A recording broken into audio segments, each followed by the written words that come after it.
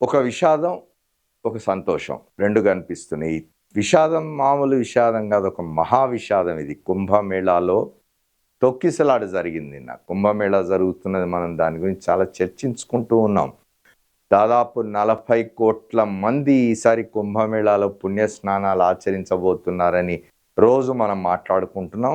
నిన్న జరిగిన కుంభమేళాకు సంబంధించిన దీనిలో తొక్కిసలాట జరిగి 30 మంది మరణించినారు, 60 మంది గాయపడినట్టుగా దాదాపు అన్ని పత్రికలు, ఒక్క పత్రిక మినహాయిస్తే ఒక పత్రిక 40 మంది మృతులు అని రాసింది. కానీ మిగతా అన్ని పత్రికలు కూడా దేశవ్యాప్తంగా 30 మంది మరణించినట్టుగా చెప్తూ ఉన్నది. నిన్న మహామౌని అమావాస్య సందర్భంగా ఎక్కువ మంది, దాదాపు 10 కోట్ల మంది నిన్న వస్తున్నారని చెప్పి అంచనా వేసినారు.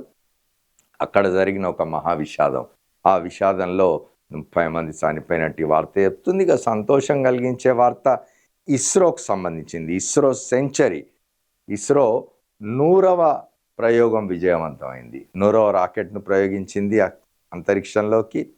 NVS-02 ఉపగ్రహాన్ని కక్షలో ప్రవేశపెట్టిన GSLV-15 అని వార్త చెప్తున్నది. ఇది ఒక సంతోషకరమైన వార్త, ఎందుకంటే అంతరిక్ష పరిశోధనలకు సంబంధించి ఇస్రో చేస్తున్న కృషి మనందరికి తెలుసు. అది సాకారం అవుతున్నది. 100వ రాకెట్ను ప్రయోగించడం అనేది అభినందించాల్సిన విషయం.